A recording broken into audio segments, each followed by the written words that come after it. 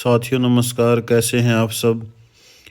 एक बार फिर स्वागत है आपके अपने YouTube channel Kaushik education updates पर। साथियों, जैसे जैसे चुनाव नज़दीक आ रहा है वैसे वैसे युवाओं की उम्मीदें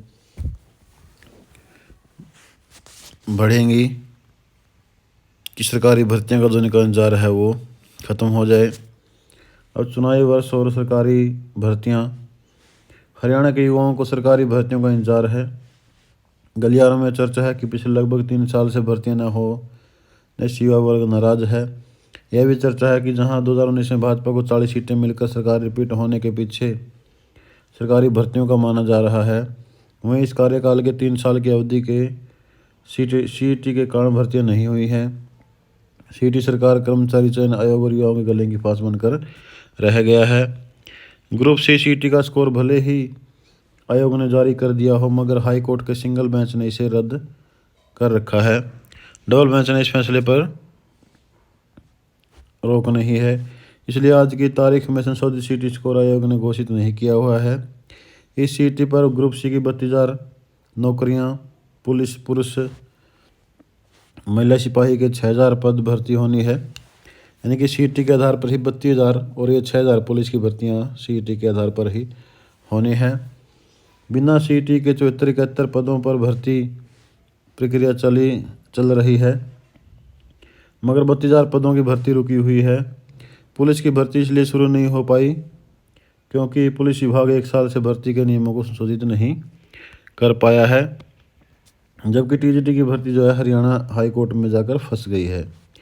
हाई कोर्ट में सुनवाई की तारीख लगती है मगर केस का नंबर नहीं आता, जो बड़े ही दुर्भाग्य की बात है, और आगे की तारीख जो है लग जाती है। यानी कि बिना सुनवाई के ही जो है आगे की तारीख लग जाती है।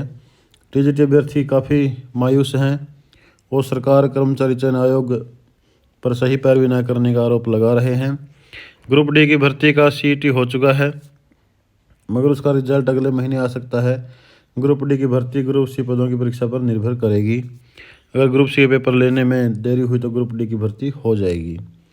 ग्रुप सी की भर्ती पहले होगी अगर हाई कोर्ट से इजाज़त मिल गई। गलियारों में चर्चा है कि जो युवा मौजूदा 32,000 पदों की भर्ती के युवा आवेदक सिपाही के 6,000 पदों के संभावित उम्मीदवार भर्ती पूरी होने के इंतजार में हैं, जबकि ये पात्र युवा ग्रुप सी के नए सीईटी होने का इंतजार कर रहे हैं, जिन्हें लगता है कि नए सीईटी के आधार पर ग्रुप सी की अगली होने वाली भर्ती में उन्हें मौका मिल सकता है।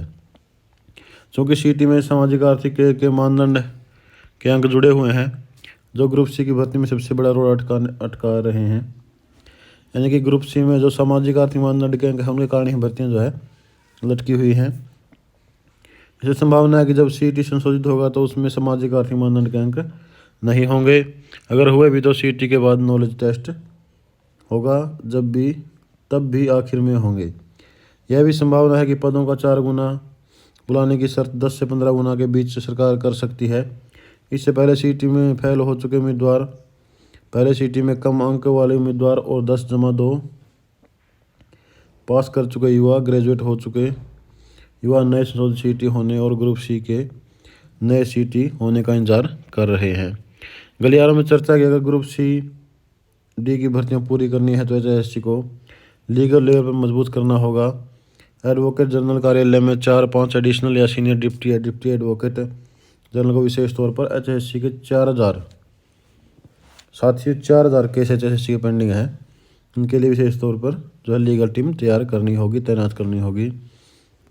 सरकारी विभाग में प्रशासनिक सचिवों, विभागाध्यक्षों को अड़ियलपन छोड़ना होगा। कई महीने तक संशोधित नियम करने के चक्कर में उन चक्रों से बाहर निकलना होगा।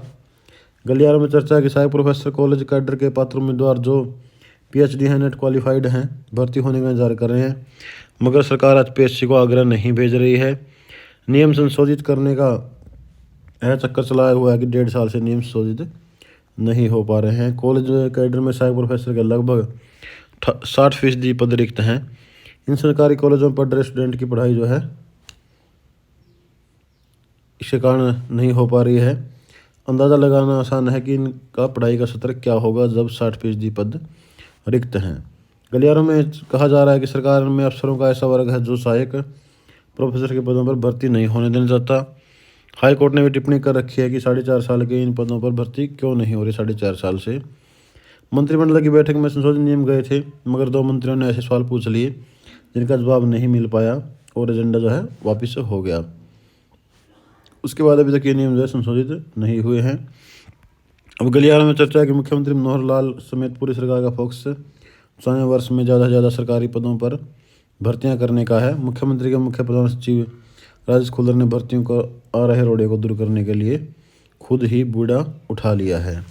यानी कि राजेश खुल्लर जी अब मैदान में आए हैं। देखो साथियों, क्या होता है, कितनी भर्तियां कर पाएगी सरकार। क्या पिछली बार की तरह जो भर्तियों का लाभ सरकार ने लिया था उसी लाभ को सरकार फिर से उठा पाएगी और युवाओं को रोजगार दे पाएगी। तो साथियों, ये थी भर्तियों को लेकर बड़ी खबर। वीडियो आपको अच्छी लगी लाइक करें, शेयर करें, हमारे चैनल को सब्सक्राइब करें। सब पढ़ें सब बढ़ें। धन्यवाद। जय हिंद साथियों।